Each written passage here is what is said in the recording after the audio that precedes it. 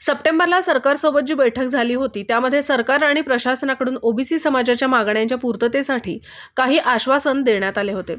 मात्र आज पावणे 2 महिने झाले तरी काही मागण्यांसंदर्भात काहीही कार्यवाही झालेली नाही।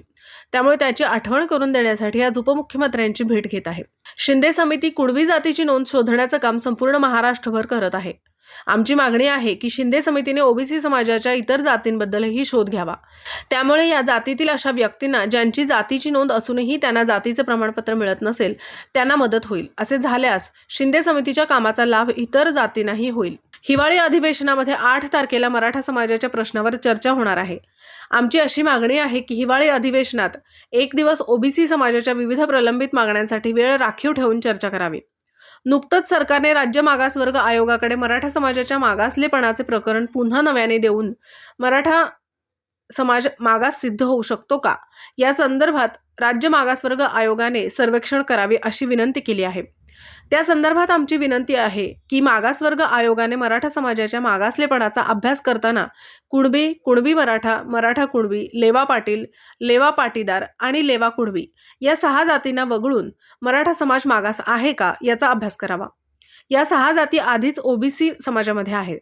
त्यामुळे मराठा समाजाचा मागासलेपणाचा अभ्यास करताना या जातींना वगळून सर्वेक्षण करावे अशी आमची मागणी आहे। जे बोललो होतो त्या चारही विषयावरती सरांची एक चांगली प्रदीर्घ चर्चा झाली। पहिला विषय असा होता की 29 सप्टेंबरला आम्हाला जे काही आश्वासन दिले होते त्याची पूर्तता होण्याकरता लवकरात लवकर पुन्हा एकदा प्रशासकीय पातळीवरची आणि माननीय उपमुख्यमंत्री मुख्यमंत्र्यांसोबत एक चर्चा करून ते सर्व प्रश्न ज्याचे आश्वासन आम्हाला दिले होते ते निकाली काढण्यात यावे यावर चर्चा झाली। आणि सरांनी जमलंच तर विधानसभाचं अधिवेशन नागपूरला सुरू होण्याच्या पूर्वी किंवा विधानसभेच्या अधिवेशनाच्या दरम्यान एक पुन्हा आमच्या शिष्टमंडळासोबत चर्चा करून लवकरात लवकर ते प्रश्न निकाली काढण्याचं आश्वासन त्यांनी आज या ठिकाणी दिलं आहे। दुसरं चर्चा अशी होती की 8 तारखेला मराठा समाजांच्या प्रश्नावर चर्चा आहे, त्यासोबतच आमच्या ओबीसीचे जे काही प्रलंबित प्रश्न आहेत त्याच्यावरसुद्धा 1 किंवा 2 दिवस चर्चा व्हावी हे निवेदन आम्ही त्यांना दिलं। त्यावरसुद्धा त्यांनी नक्की आम्ही ती चर्चा घडवून आणू अशा प्रकारचं आश्वासन या ठिकाणी दिलेलं आहे। तिसरी होती की मराठा समाजाचा मागासलेपणाचा अभ्यास करण्याकरता नव्याने राज्य मागासवर्ग आयोगाकडे हे प्रकरण वळतं केलेलं आहे।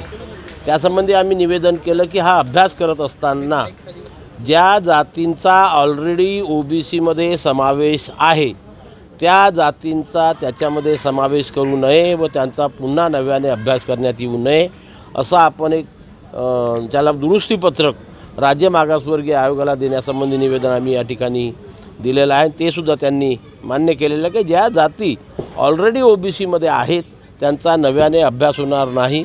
नवीन एखाद्या जातीला जातीचं मागासलेपण सिद्ध करायचं असेल तर फक्त त्या जातीचा अभ्यास होईल आणि त्यासंबंधी तसा अहवाल राज्य मागासवर्गीय आयोग राज्य सरकारला देईल। म्हणून त्यासंबंधीसुद्धा त्याला काय म्हणते दखल घेण्याचं त्यांनी आम्हाला आश्वासन दिलेलं आहे। आणि न्यायमूर्ती शिंदे समिती जो कुणबी जातींच्या नोंदी तपासून राहिलेल्या आहेत त्या कुणबी जातीच्या नोंदीसोबत इतर जाती ज्या ओबीसी समाजामध्ये येतात त्यांचासुद्धा शोध घेण्याचा एक कार्यक्रम न्यायमूर्ती संदीप शिंदे यांना देण्यात यावा अशी सुद्धा निवेदन आम्ही दिलेलं आहे। आणि ते सुद्धा तशा प्रकारची कार्यवाही त्याच्यावरती करण्याचे निर्देश आम्ही देऊ अशा प्रकारचं आश्वासन त्यांनी आम्हाला दिलेलं आहे। आणि त्याच्यामुळे फार चांगली चर्चा झाली आणि पुढे याची आम्ही वारंवार पाठपुरावा करत राहू। नवीन कायदा आरक्षणासंदर्भात काही माहिती तुमच्याकडे नाही, जोपर्यंत राज्य मागासवर्गीय आयोगाचा अहवाल येत नाही तोपर्यंत नव्याने कायदा येऊ शकत नाही। कारण कायदा तयार करत असताना राज्य मागासवर्गीय आयोगाचा अहवाल त्याला फार आवश्यक असतो। कुठल्याही अहवालाविना नवीन कायदा होऊ शकत नाही। मागच्या वेळेस तुम्हाला आपल्याला माहीत असेल की जेव्हा गायकवाड आयोगाचा अहवाल सादर झाला तेव्हाच तो कायदा करण्यात आला आणि त्या आधाराशिवाय कायदा होऊ शकत नाही। म्हणून नक्कीच नवीन शिफारस काही आली तर तशा प्रकारचा कायदा करण्याचा सरकारला अधिकार आहे, पण शिफारस येणं फार गरजेचं आहे।